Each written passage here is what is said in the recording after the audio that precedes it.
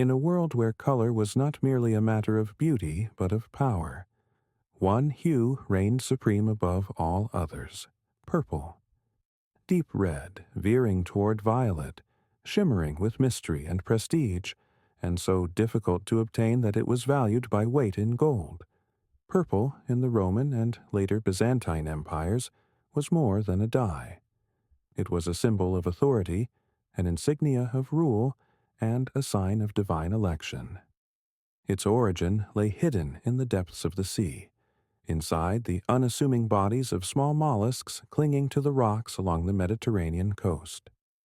As early as 1600 BCE, the Minoans on Crete had mastered the art of extracting this color, a skill later preserved, refined, and nearly deified by Phoenicians, Greeks, Romans, and Byzantines. But it was during the Roman imperial period that purple rose to its height as the embodiment of absolute power. Pliny the Elder, naturalist and scholar, offers one of the most detailed ancient accounts of the origins, production, and value of purple in his natural history. He described two main species of purple-yielding sea snails, the buccinum, Stramonita hemistoma, and the purpura, Hexaplex trunculus, each carrying within a gland the raw material for this prized dye. Yet, unlike a squid that discharges ink at will, these sea snails held no ready-made color. Instead, the dye lay dormant as an invisible precursor called a chromogen within the hypobranchial gland. Harvesting it was grueling work. Tens of thousands of snails were crushed, their glands painstakingly removed. Then came a process that bordered on alchemy. The glands were salted and allowed to ferment for 3 days.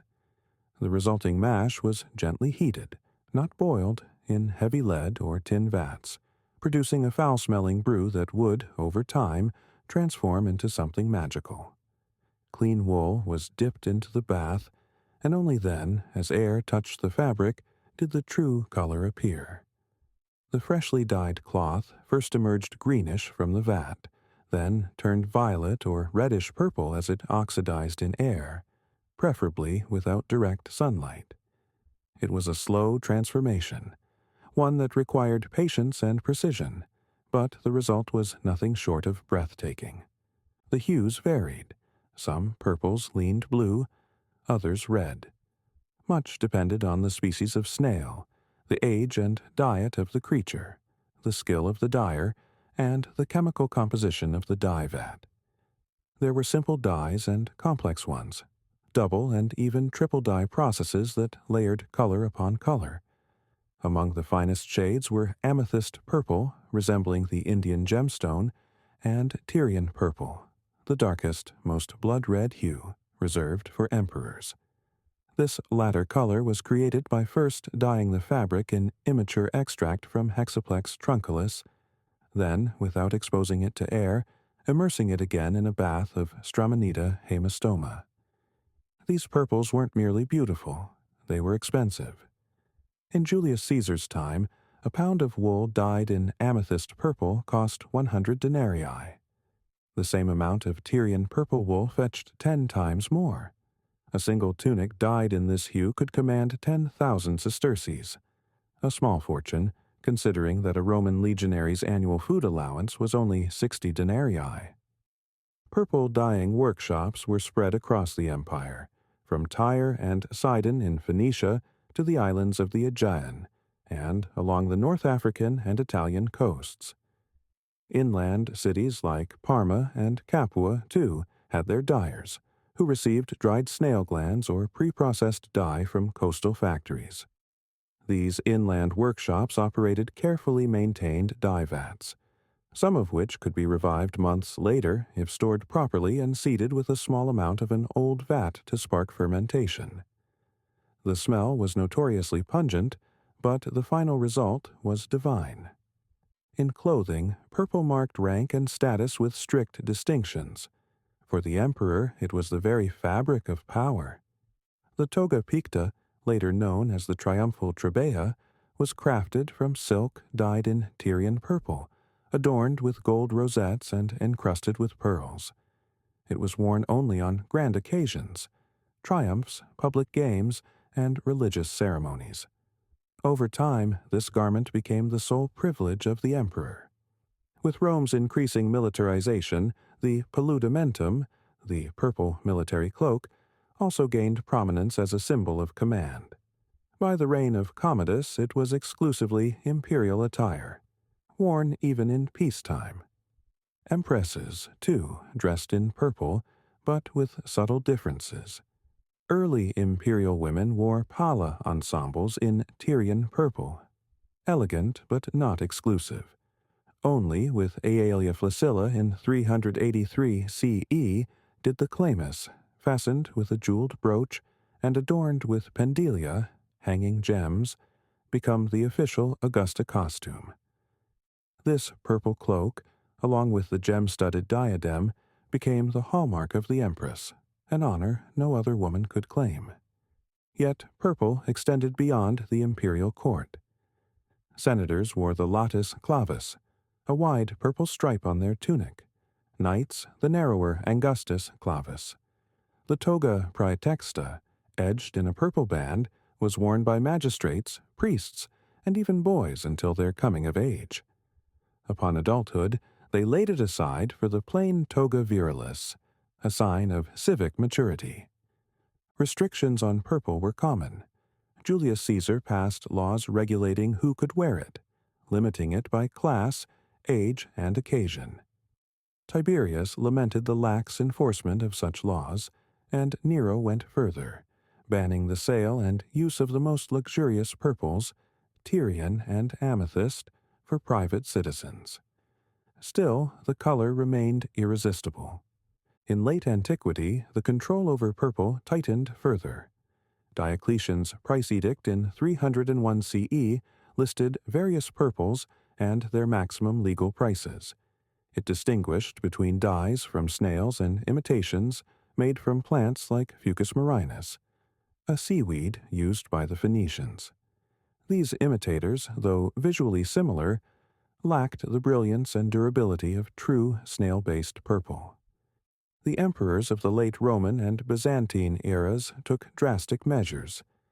Between 383 and 392 CE, laws banned private dyers from using blatta, oxyblatta, and hyacinthina purples. Only imperial workshops could produce and sell them. Under Justinian, these monopolies were reasserted and codified in law. Any unauthorized manufacture or possession of imperial purple garments was punishable by death and the confiscation of property. In Byzantium, the tradition continued with ever greater rigor. The emperor's purple cloak, now synonymous with the term purpura, became both ceremonial regalia and legal insignia. To don the purple was to become emperor. The chlamys, Dibitesian tunic, and loros sash, paired with crimson shoes and a jeweled diadem, marked the emperor as the supreme ruler and commander-in-chief. The empress wore similar garments, though always in lesser forms, until she, too, was elevated to the status of Augusta.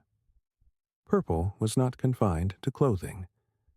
The emperors began using purple-dyed parchment, purpura pergamena, for official correspondence. These documents, often written in gold or silver ink, became known as purple charters and were reserved for communications with popes, foreign kings, and high-ranking officials. Even books were dyed in purple. The most lavish codices, the Codex Rossinensis, Wiener Genesis, and Codex Argentius, featured gold and silver script on violet pages, treasured as divine artifacts rather than mere manuscripts. As the empire's territories shrank and the Levantine dye works were lost to the expanding Islamic world, Constantinople became the final bastion of purple production.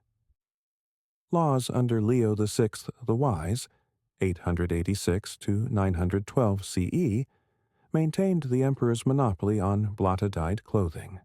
Citizens could use purple only in small trimmings or decorations, never in full garments. Even then, the dyed wool or silk had to be purchased from state-approved merchants. In the West, however, purple continued to be revered. Even as genuine, snail-dyed purple became rare, European monarchs and the papacy clung to its symbolism. Carolingian and Ottonian manuscripts, imperial cloaks, and liturgical vestments were dyed in purple imitations using madder, kermes, indigo, and other plant-based dyes. These colors mimicked the real thing but were scientifically proven to be fakes. And yet, the illusion was powerful.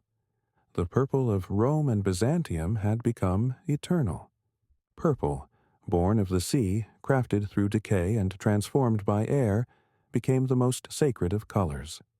It was the mark of rulers and gods, of sacred texts and solemn rites. More than pigment, it was power woven into cloth, a color not merely worn but proclaimed. And so, purple lived on, not just in textiles or manuscripts, but in myth, memory, and majesty. The color of the divine, the hue of eternity.